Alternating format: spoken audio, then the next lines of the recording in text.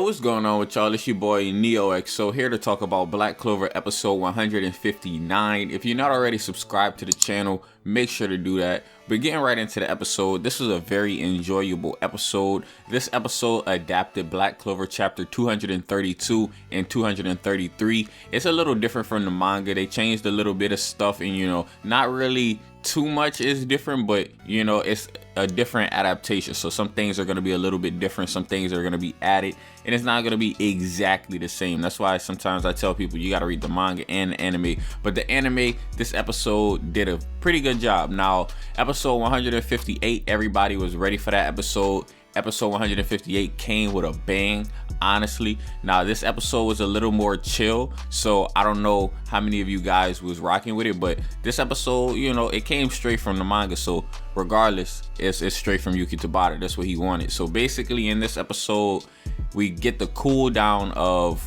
the events that happened in last episode. So I'm gonna refresh y'all right quick. Last episode, basically, they went over and they took over one of those Spade Kingdom fortresses, and they basically rescued the citizens of the Spade Kingdom and sent them back to their town. And in this episode, Loropetrica kind of explains a little bit of what's currently going on.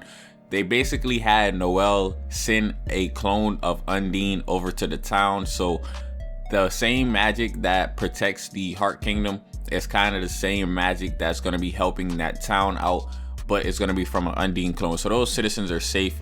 I'm happy for them. Hopefully everyone's happy for them, because they went through a lot. Like in the last episode, they literally were getting their mana drained, and pretty much Mimosa helped them out with that a little bit, but she couldn't, if they ain't have no more mana, she couldn't just give them more mana. So they gonna have to, that's something they just gonna have to deal with at a future time. And still, even though this episode was a little more chill, we still got to keep in mind that Loropetrica, and they do touch on it in this episode, she's still cursed at the end of the day. So they just had to recover a little bit, because last episode they went hard. They Luck, Leopold, they went out and did their thing last episode.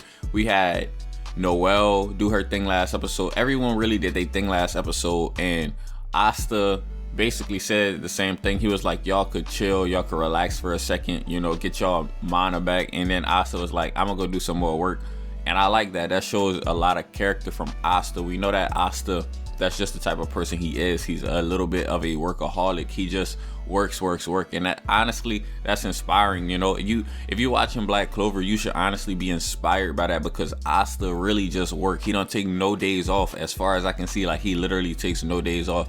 The only time that I see Asta take a day off is when he don't have no choice, like whenever he's severely injured and he's stuck in bed or something like that. But Asta really don't take no days off. Now we see some more from Loropetrica's character. We see her being a little bit clumsy, and we see Noelle kind of just saying whatever comes to her mind. At the end of the day, Loropetrica and Noelle are both royalty as well as Mimosa. So I guess it's just natural for Noelle to kind of speak to her as they're somewhat on equal footing. They're both royal at the end of the day, and Loropetrica is clumsy, and it seems like it doesn't even seem like it, they're becoming good friends. Noelle, Mimosa, Nettle, Loropetrica, even Undine, they're becoming really close friends. So this adds on to the intensity of what's going to be taking place. Now, this is not a spoiler. Everyone knows that Loropetrica at some point is going to have to face off against Vanica. It's kind of foreshadowed in the opening.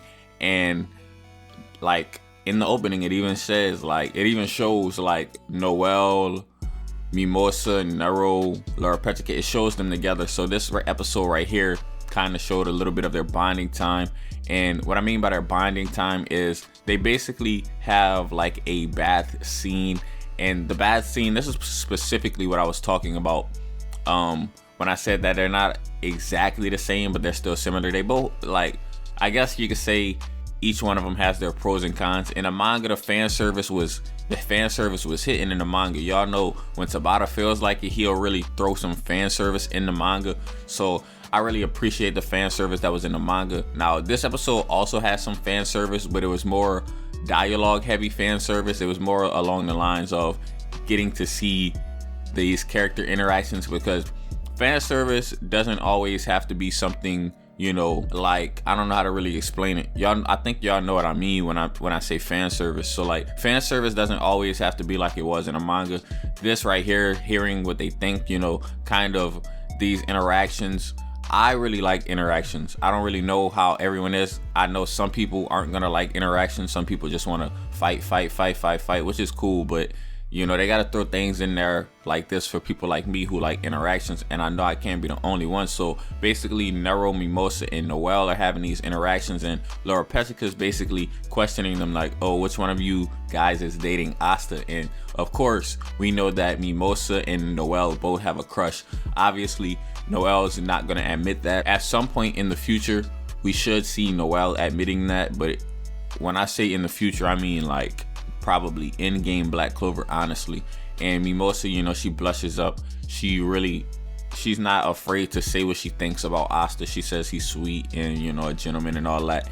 And basically Nero says like, basically she just like sitting on his head, and like, basically, yeah, that's pretty much for that scene, that fan service. Like I said, the fan service was different in the manga. They had to censor it. Let's be honest. We know why it's not the same in the anime. They had to censor it straight like that. Gaja too. Gaja in this episode kind of was hyped up a little bit. They basically wanted to spar against Gaja. So they got a little bit of sparring in against Gaja as, you know, Asta went go take care of Charmy. Now, I ain't really speak on Charmy too much yet. Charmy in this episode, she was just going crazy. She was going wild. She basically was just eating all of the fruit from the Heart Kingdom. She was just eating all of the food. She was getting fat, you know. As she would call it, she would probably say she wasn't getting fat. She was getting pleasantly plump. I guess this is meant to be like a gag. Charmy was basically just eating as much food as she possibly could get her hands on. And the citizens were like, okay, she's getting out of hand. And basically, she didn't listen to Asta whenever Asta was trying to be reasonable. He was like, all right, you need to stop. She was like, nah, I gotta deal with you. And she basically pulled out her mana method on Asta because, you know, he was trying to stop her from eating, but all he was trying to do was help. And basically, eventually they stopped Charmy. You know, she can't just destroy the Heart Kingdom like that. She was doing too much. She basically was taking over the animals.